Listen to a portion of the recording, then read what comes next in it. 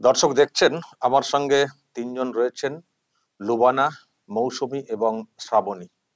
SSC candidate, বুঝতেই পারছেন এখন তো চাকরি একটা বড় সমস্যা আমাদের রাজ্যে। তো ওনারা আইনজীবীর চেম্বারে রয়েছেন এই মুহূর্তে, কলকাতা হাইকোর্টের আইনজীবীর চেম্বারে। তো আমি যেটা খবর পেলাম যে ওনারা মামলা করতে গেছেন। আবার যে নতুন করে বিজ্ঞপ্তি দেওয়া হয়েছে নিয়োগের, বলেইছিলাম যে যেভাবে বিজ্ঞপ্তি প্রকাশ করা হয়েছে এতে মামলা হবেই। তো মামলা অলরেডি হয়ে যাচ্ছে। আমি ডিরেক্টলি কথা বলবো যারা রয়েছেন। আহ তিনজন আছেন, ওয়ান বাই ওয়ান বলবেন আপনারা কেন গেছেন, কোন গ্রাউন্ড দেখাতে চাইছেন কোর্টের সামনে এই বিজ্ঞপ্তি যে চলবে না, কি বলছেন বলুন, একজন একজন করে বলুন। হ্যাঁ, আমরা এখানে আপনার পরিচয় দিয়ে। আমি আমি লুবানা পারভিন, 2016 সালের ডিপ্রাইভড ক্যান্ডিডেট, তাই বলবো নিজেকে। এবং আমরা দীর্ঘ লড়াই করছি আমরা যাতে ন্যায় পাই। সেই কারণে, কারণ এত দুর্নীতি হয়েছে যে কারণে আমরা ওয়েটিং এর স্থান পেয়েছি। তো এসব দীর্ঘ আইনি লড়াই শেষে আমরা একটা মানে কি বলবো, একটা সুন্দর অর্ডার পেয়েছিলাম সুপ্রিম কোর্ট থেকে, প্রথমে কলকাতা হাইকোর্ট থেকে। তারপরে সুপ্রিম কোর্ট যখন বলেছেন যে এই প্যানেল ক্যান্সেল এবং আবার একটা ফ্রেশ রিক্রুটমেন্টের কথা বলেছে, এবং সেই রিক্রুটমেন্টটা কিন্তু 2016 সালের যে গেজেট এবং যে ভ্যাকান্সি ছিল তার এগেনস্টেই করতে বলেছিলেন। কিন্তু আমরা সেই মতো আমরা কিন্তু একটা সুন্দর রায় পেয়েছিলাম। যখন 30 তারিখে এই বিজ্ঞপ্তি প্রকাশিত হলো, তখন আমরা দেখলাম যে এক অদ্ভুত রকমের গুলিয়ে যায়, যাতে সমগ্র বিষয়টা যাতে একেবারে গুলিয়ে যায় সেই রকম একটা গেজেট প্রকাশিত হয়েছে। সেখানে কি প্রকাশিত হলো যে 2016 সালে যেটা ছিল 55 নম্বরের ভাইভা, সরি 55 নম্বরের রিটেন টেস্ট, 35 নম্বরের একাডেমিক এবং 10 নম্বরের পার্সোনালিটি টেস্ট। আর এখানে যেটা নতুন করে যে রুল ফ্রেম করেছে তাতে দেখছি 60 নম্বরের রিটেন টেস্ট, 10 নম্বরের একাডেমিক্স রেখেছে এবং 20 নম্বরের পার্সোনালিটি টেস্ট এবং ডেমনস্ট্রেশন, আর 10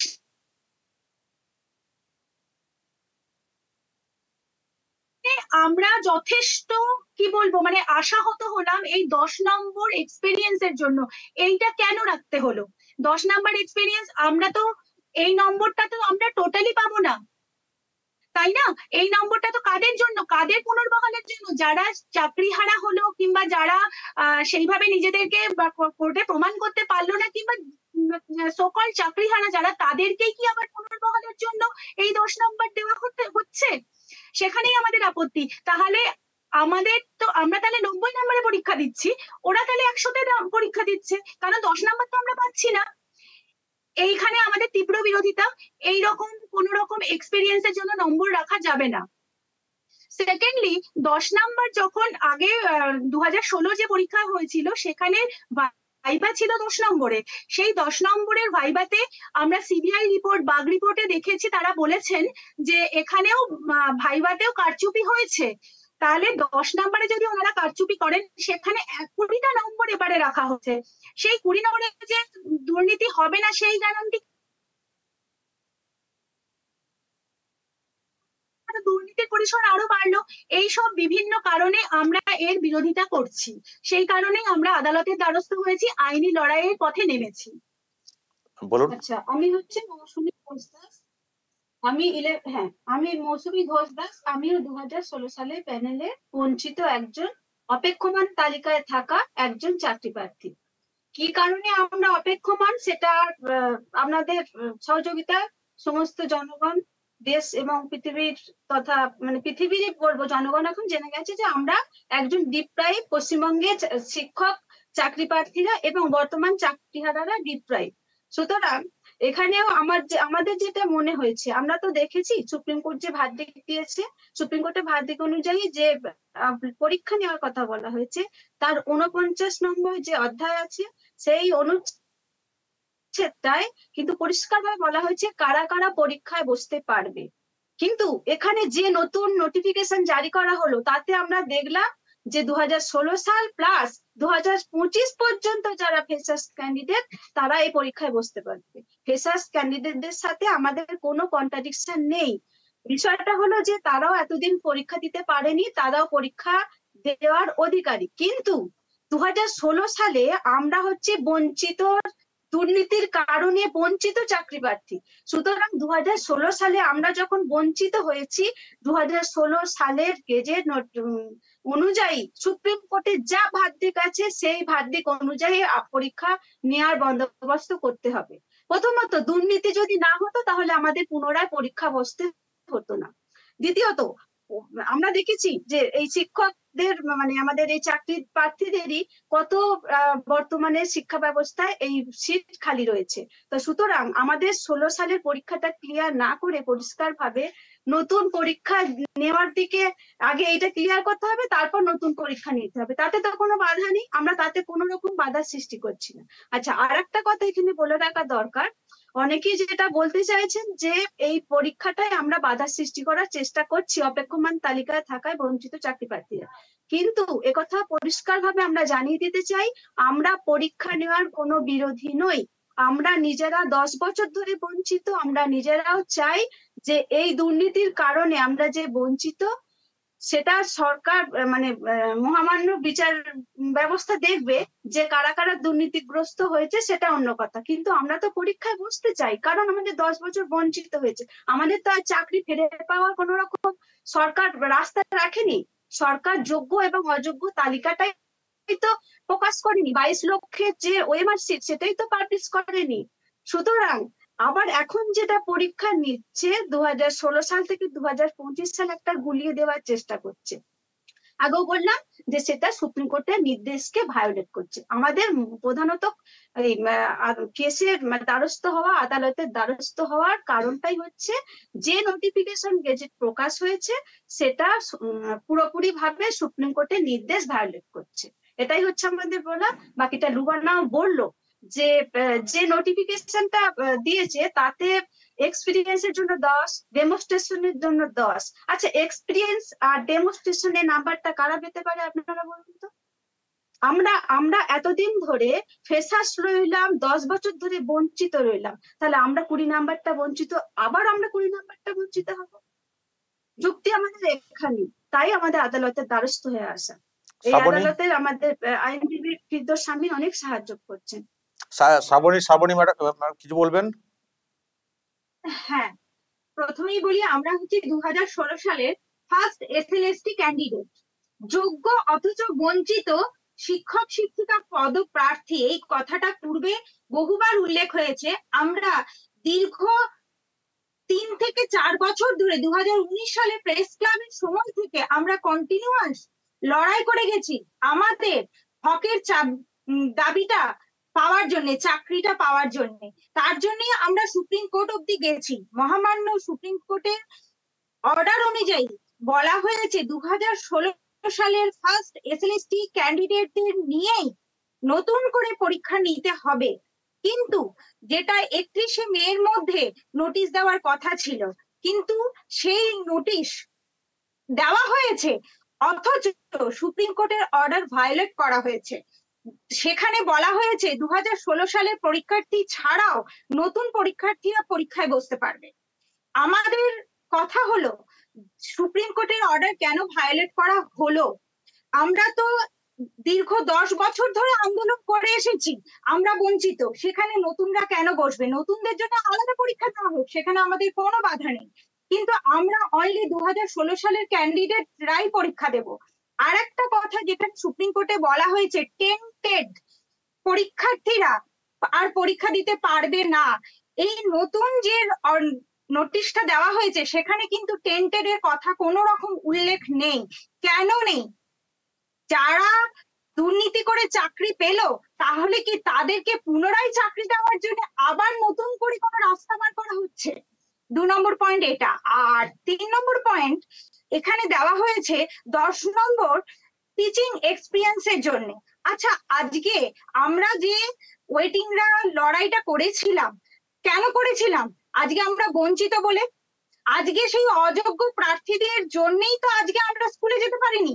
তাহলে আজকে যদি আমরা স্কুলে যেতাম তাহলে ওই 10 নম্বরটা আমরাও পাওয়ার যোগ্য ছিলাম, কিন্তু আজকে আমরা ওই 10 নম্বরটা পাবো না। আমরা যদি 60-এ 60 পেয়েও রিটেনে পাস করি তাহলে ওই 10টা নম্বর আমরা পাবো না। তাহলে কিসের জন্য আমরা পরীক্ষায় বসবো? কিসের জন্য এই নোটিশ? এটা কি ছেলে খেলা হচ্ছে না অন্য কিছু হচ্ছে আমাদের জীবন নিয়ে? এই সমস্ত কিছুর এগেনস্টে আমরা বলতে এসেছি। আর একটা জিনিস, 2016 সালে গেজেটে বলা ছিল 1.1:4 রেশিওতে মেনটেন করে হবে, আর এই গেজেটে বলা হয়েছে 1.1:7 রেশিওতে হবে, 6 রেশিওতে হবে। কেন এটা করা হবে? সমস্ত অর্ডারটাই আমাদের বক্তব্য 2016 সালের যে গেজেটের নিয়ম অনুযায়ী আমরা পরীক্ষায় বসেছিলাম সেই রুলস রেগুলেশন মেনেই আমাদের এখনকার পরীক্ষা হোক, এবং সেখানে টেন্টেডের কথা উল্লেখ থাকুক, তারা পরীক্ষায় বসবে না এবং নতুনরাও যাতে আমাদের সাথে না বসে। এটার জন্যই আজকে আমরা তার মানে আপনারা তো সেই প্রেস ক্লাবের সামনে মানে সেই মুখ্যমন্ত্রী গিয়ে বলে এসেছিলেন চাকরির ব্যবস্থা করব, সেই গ্রুপ তো আপনারা, বুঝতে পেরেছি। তাহলে প্রতিশ্রুতি রয়ে গেল। আপনারা তো এখন চেম্বারে আছেন। হ্যাঁ, কথা সেটা। আর একটা স্যার বলার, 2019 সালে প্রেস ক্লাবের সামনে মাননীয়া এসে বলেছিলেন দুর্নীতি হয়েছে, কিন্তু আজকে সেই মাননীয়াই বলছে কারা যোগ্য কারা অযোগ্য কেন বলা হচ্ছে, উনি কিছুই স্বীকার করছেন না। কেন স্বীকার করছেন না? ওনার একই মুখে কেন আজকে দুরকম কথা? আজকে উনি যদি স্বীকার করে নিতেন আজকে চাকরি হারা যারা যোগ্য শিক্ষক তাদেরকেও আজকে চাকরিটা হারাতে হতো না, এবং আমরাও আজকে এই জায়গায় থাকতাম না। ওনার শুধু সত্যি কথাটা স্বীকার না করার জন্য আজকে আমরা এই জায়গায়, এবং যারা যোগ্য শিক্ষক শিক্ষিকা তাও আজকে চাকরি হারিয়েছেন, এবং আমরা আজকে এখনো পর্যন্ত আজ 10 বছর ধরে আমাদের হকের দাবিটা পাওয়ার জন্য আজ লড়াই করে যাচ্ছি। হ্যাঁ, উনি যদি মেনে নিতেন টেন্টেড আনটেন্টেড টেন্টেডদের লিস্ট যদি উনি দিয়ে দিতেন মহামান্য আদালতে, তাহলে তো টেন্টেডরা তো বাদ হয়ে যেত, সেই জায়গাতে তো আমরাও চাকরিটা পেতে পারতাম, কিন্তু উনি তা করলেনই না। শেষমেশ সবাইকেই উনি এক দলেই দাঁড় করিয়ে দিলেন। এখানে কিন্তু দেখতে গেলে রাজ্য সরকারেরই মানে ভূমিকাটা বেশি, তাকে এগিয়ে আসতে হতো। কিন্তু আজকের যে পরিস্থিতিটা দাঁড়িয়েছে সেই পরিস্থিতির জন্য কিন্তু আমরা ওয়েটিংরা কোনোভাবেই দায়ী নেই যে নতুন পরীক্ষা হোক। আমরা কি চাইছি? আমরা এটাই চাইছি যে আমরা যখন ডিপ্রাইভড, এবং সেটা সরকারের কারণেই ডিপ্রাইভড, তো যখন সরকার কিছু করলেন না, তাহলে আদালত যখন একটা নির্দেশ দিয়েছে সেই নির্দেশ তাহলে কার্যকরী করা হোক, এবং সেটা স্বচ্ছতার সঙ্গে করা হোক। এরকম না যে গেজেট বার করে দিলাম, সেই গেজেটটা এমন ভাবে সবার সামনে আসলো যেটা কিনা সবাইকে গুলিয়ে দিল। ফ্রেশার্স 2016 যারা কোর্টের নির্দেশে কোর্টের নির্দেশ আছে যাদের উপরে কিভাবে পরীক্ষা দিতে হবে, সেই তাদের সঙ্গে একসাথে গুলিয়ে দেওয়ার বিষয় নয় এটা, মনে রাখতে হবে। মানে আমি বুঝতে পেরেছি, মানে বিজ্ঞপ্তি এমন করা হলো যে এবার নিজেদের মধ্যে গন্ডগোল লাগিয়ে দেওয়া ইত্যাদি। একদমই তাই, আমাদের আমাদের একদম মানে খুব ন্যায্য একটা দাবি, সেটা এটাই যে 2016 সালের যে ভ্যাকান্সি ছিল এবং যে গেজেট ছিল তার প্রেক্ষিতেই ফ্রেশ সিলেকশনটা হোক। কারা কারা বসতে পারবে আর কারা বসতে পারবে না সেটা কিন্তু কোর্ট থেকে বলা হয়েছে, সেইটা মেনে সেই গেজেটটাকে আবারও মানে মান্যতা দিয়ে আমাদের পরীক্ষা ব্যবস্থাটাকে নেওয়া হোক। আমরা কিন্তু পরীক্ষা বিরোধী নই, কিন্তু আমরা হাল ছাড়িনি, আমরা ফাইটার। আমরা প্রথম দিন থেকে ফাইট করছি দুর্নীতির সঙ্গে। আমরা কোর্টের নির্দেশ মেনেও নিয়েছি যে ঠিক আছে আমরা পরীক্ষা আবারও দেবো নিজেদের আবারও প্রমাণ করার জন্য, কিন্তু এখানে যদি সরকার যদি আবারও দুর্নীতির একটা পথ খুলে রেখে দেন, 30টা নম্বর 20টা নম্বর ভাইবার জন্য যেখানে ডেমনস্ট্রেশন আর পার্সোনালিটি টেস্ট আছে, আর 10 নাম্বার এক্সপেরিয়েন্স আমরা কিভাবে মানে সেই নাম্বারটা পেতে পারি? বুঝতে পেরেছি, আপনারাই বলুন। আমার সরকারের কাছে সবার কাছে মানে এই জিনিসটা নিয়ে ভাববার একটা ভাবনার জন্য আমি বলছি যে আপনারা ভাবুন যে 10টা নাম্বার আমরা কিভাবে পাবো। আর একটা কথা, আমরা তো আগে পিছিয়ে যাবো সেখান থেকে। আর একটা কথা, মাননীয় বারবার বলছেন এসএসসি এবং প্রশাসন স্বশাসিত, এসএসসি স্বশাসিত সংস্থা, ঠিক আছে আমরা তো সেটা মেনে নিচ্ছি। তাহলে মাননীয়া একবার নেতাজি ইন্ডোর স্টেডিয়াম থেকে একবার নবান্ন থেকে উনি কিভাবে ঘোষণা করেন এবং ওনার ঘোষণা অনুযায়ী কিভাবে একটা নির্দেশ কার্যকরী হতে পারে? উনি তো আলাদা, উনি তো ওকে প্রশাসনের, আর ওকে প্রশাসনটাই তো দুর্নীতিগ্রস্ত, তার জন্যই তো আজকে আমরা সাফার হয়েছি, আমি এটাও তো দেখতে হবে। আমি বুঝতে পেরেছি। এই যে যে বিজ্ঞপ্তি প্রকাশ করা হয়েছে এটা সত্যি, যারা কেউ মনে করবেন যে যারা নতুন তারা ভাববেন আমাদের বিরুদ্ধে বলছেন, যারা চাকরিচ্যুত হয়েছে তারা ভাবেন আমাদের বিরুদ্ধে বলছেন। আসলে বিজ্ঞপ্তিটা এমনই একে অপরকে লড়িয়ে দেওয়ার মতো, কিন্তু সবাই তাদের নিয়ম অনুযায়ী আপনারা বলছেন যে যেহেতু প্যানেলটা 2016 নিয়ে গন্ডগোল, তো 2016 ভিত্তিক যা হবার হবে হ্যাঁ, সেটাই তো সুপ্রিম কোর্ট বলেছে। সেটার একদমই সঙ্গে নতুনকে একদমই তাই। সেটাকে নিয়ে নতুনকে গুলিয়ে দিয়ে নিজেদের মধ্যে লড়াই চালিয়ে দেওয়া, কিন্তু আপনারা বলছেন আমরাও চাই না যে নতুনদের সমস্যা হোক, নতুনরাও অপেক্ষায় রয়েছেন, কিন্তু পরিস্থিতি হ্যাঁ, এমন। আমাদের সঙ্গে নতুনদের কোনো রকমের দ্বন্দ্ব নেই।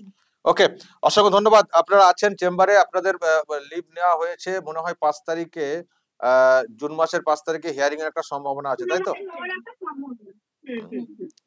ওকে, আপনারা থাকুন আইনি প্রসেসে, যেগুলো যা দরকার আপনারা নিশ্চয়ই চেম্বারে দেবেন। ফিরদৌস শামীম রয়েছেন, আরো অন্যরা রয়েছেন, তার টিম রয়েছে।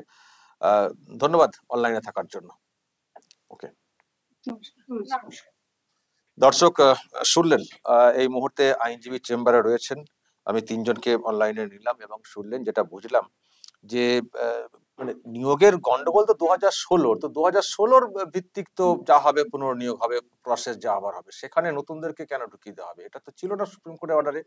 সুপ্রিম কোর্ট বলেছে নতুন করে নিয়োগ করতে, নতুন করে নিয়োগ বলতে 2016 সিস্টেমটাকে নতুন করে নিয়োগ করতে বলছে। তো সেটাকে সেটার সঙ্গে নতুন নতুন একটা ফ্রেশার তাদেরকে কেন যুক্ত করে দেওয়া হচ্ছে? তাদের পদ সংখ্যা মিশিয়ে দিয়ে কেন করা হচ্ছে? যে ভ্যাকেন্সি ছিল সেই ভ্যাকেন্সির ভিত্তিতে 2016 ভিত্তিতে নিয়োগটা করতে হবে, সেই মতো তো পরীক্ষা নিতে হবে। আমাদের বিরোধ নতুনদের সঙ্গে নেই, কিন্তু আমাদের সুপ্রিম কোর্ট তো সবাইকে একসঙ্গে নিতে বলেনি, 2016টাকে নতুন করে নিয়োগ করতে বলেছে। তো তাহলে কেন এইরকম বিজ্ঞপ্তি? আর ভ্যাকেন্সি সেই সময় যেটা ছিল সেই ভ্যাকেন্সির নিরিখেই মানে নিয়োগ করতে হবে। নতুন করে ভ্যাকেন্সি বলে আর সবাইকে একসঙ্গে সমুদ্রে ফেলে দিয়ে চলো সাঁতরাও, এরকম তো বললে হবে না। আর যেটা বুঝছি দর্শক, যে রুল ফ্রেম, যে রুল করা হয়েছে নিয়োগের, এই যে হঠাৎ করে বলা হয়েছে যে যারা টিচিং এক্সপিরিয়েন্স যাদের যা আছে তাতে 10 নাম্বার, তারপরে ইন্টারভিউ 10 নাম্বার, এই যে বিষয়, এবং একাডেমিক স্কোরটাকে কমিয়ে দেওয়া। তো এনারা বলছেন যে আমরাও তো যোগ্য ছিলাম, আমরা তো বঞ্চিত হয়েছি। আর একটা কথা বললেন যে এইসব তো দরকার হতো না, যদি ওই অযোগ্যদেরকে বাতিল করে দেওয়া হতো, যোগ্যদেরকে রেখে দিয়ে, তাহলে অযোগ্যদের যে ফাঁকা জায়গাটা হতো আমরাও সেখানে ঢুকতে পারতাম। আমরা তো যোগ্য, আমরা তো চাকরি প্রার্থী, আমরা তো যোগ্য, আমরা তো মুভমেন্ট করে আসছি এত বছর ধরে, আমাদেরকে বলা হয়েছিল নিয়োগের।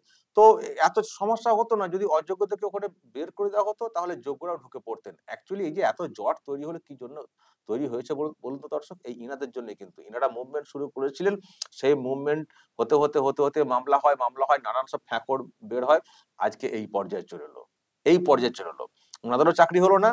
আর তবে একটা দুর্নীতি বিষয় প্রকাশ্যে এলো, যেটা আগে স্বীকার করা হচ্ছিল না। তো ওনাদের দাবি ছিল যে অযোগ্যতাকে বের করে দাও, আমাদেরকে মানে এড়িয়ে যাদেরকে চাকরি দেওয়া হয়েছে, তাহলে আমরা সেখানে ঢুকতে পারবো। তো সেটা করা হলো না, সকল কি জলে ফেলে দিলেন। তো এই হচ্ছে ব্যাপার, যেটা বলার চেষ্টা হচ্ছে। আর যোগ্য অযোগ্যদের লিস্ট বের করতে হবে, এটা কিন্তু এই অ্যাপিলে থাকছে। এই যে এখনো কারা যোগ্য কারা অযোগ্য, কারা টেন্টেড কারা আনটেন্টেড, এই যে লিস্ট এখনো প্রকাশ্যে আনা হয়নি। ফলে বুঝবো কি করে কারা অ্যাকচুয়ালি যোগ্য অযোগ্য?